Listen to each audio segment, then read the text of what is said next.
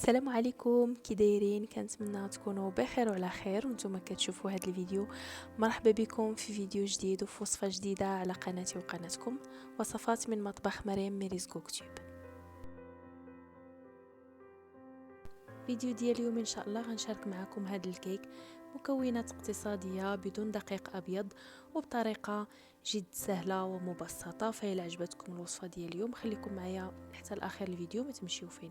وإلا كنتوا اول مره كتزوروا القناه ديالي مرحبا بكم، ما تنساوش تضغطوا على الزر الاحمر ديال الاشتراك وتفعلوا خاصيه الجرس باش توصلوا ان شاء الله دائما بالفيديوهات ديالي.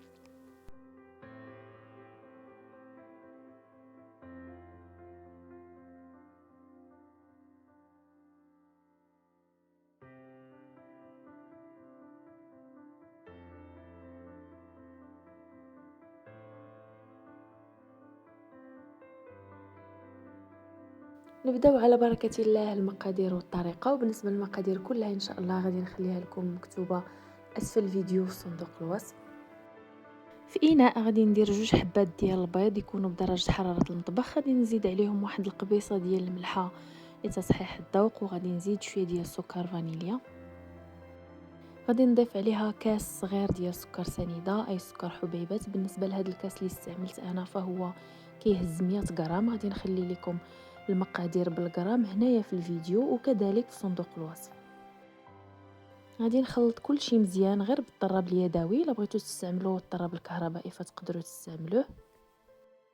بنفس الكاس اللي عبرت به السكر سنيده غادي نعبر به الزيت. بالنسبه للزيت هنايا فعندي 110 مليلتر.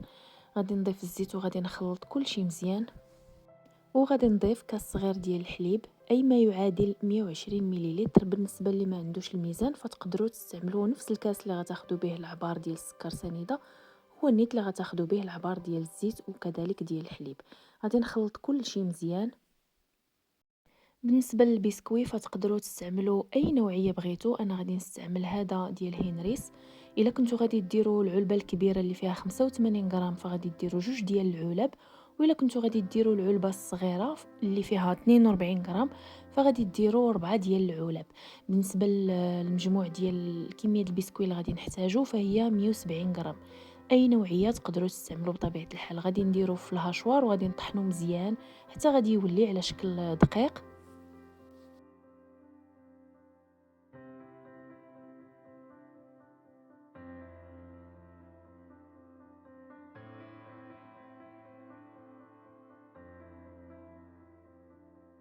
من بعد ما كنطحن البسكوي مزيان غادي نضيف واحد المعلقه كبيره ديال الكاكاو المر بدون سكر، وغادي نضيف 2 ديال الاكياس ديال خميره الحلويات. كل كيس فيه 8 غرام اي ما يعادل 16 غرام في المجموع. وغادي نزيد واحد الراس ديال المعلقه صغيره ديال القرفه. بالنسبه للقرفه كتبقى اختياريه، الا ما كنتوش كتبغيوها فتقدروا ما ديروهاش، ولكن راه كيجي المذاق ديالها زوين بزاف في هذا الكيك وما كيجيش باين. وغادي نضيف هذوك 2 علب ديال البسكوي اللي طحنت كلهم في دقه واحده، وغادي نخلط كل شيء مزيان. بالنسبه لهذا الخليط ديال هذا الكيك غيبان لكم في الاول بانه جاري، ولكن راه غير واحد شويه، واحد 2 دقائق غادي يبدا كيتقال غير بوحديته. صافي غادي نخلط كل شيء مزيان ومن بعد غادي نصبوه في القالب اللي غندخلو الفران.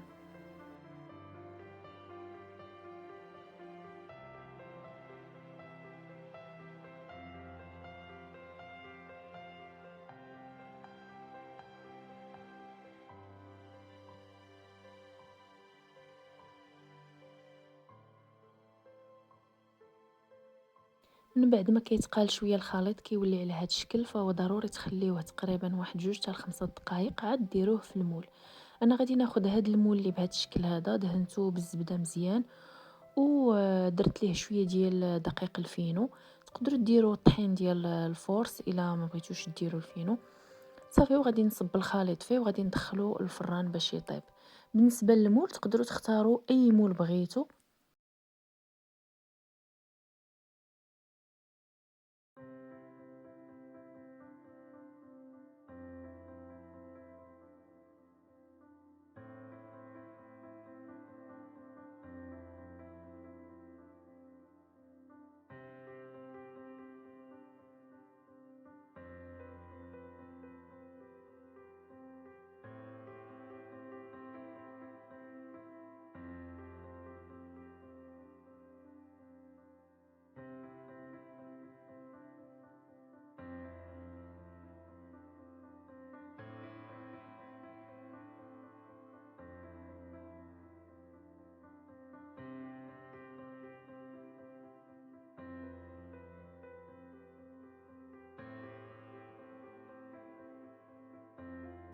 تيقوني هاد الكيك كيجي خفيف بزاف وكيجي زوين في المذاق، فغير جربوه ان شاء الله راه غادي يعجبكم. من بعد ما تنخرجها من الفران غادي نزوقها غير بواحد شويه ديال ياغورت ديال الشوكولا. غناخد هنايا جوج ديال العلب وغادي نعمر بهم هذيك الحفيره اللي عندي في الكيك.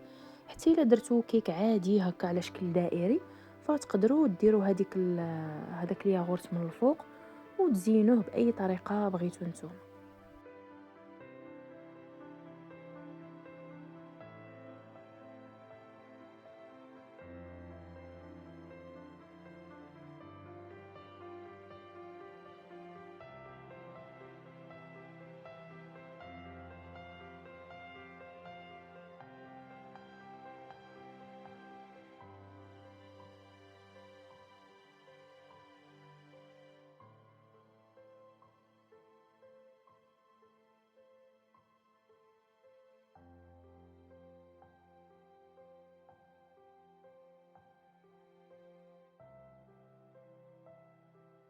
من بعد ما كندير داك الياغورت غادي ندير واحد شويه ديال كاكاو بودره، غادي نديرو هكايا من الفوق وغادي نزينها بواحد شويه ديال الشعريه ديال الشوكولات.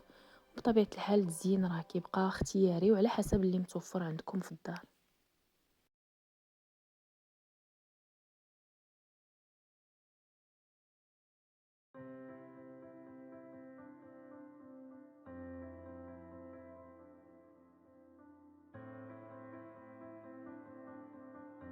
وغادي نقطع معكم واحد الطريف باش تشوفوها كيفاش كتجي من الداخل. تيقوني كيجي المذاق ديالها زوين بزاف وكتجي خفيفه.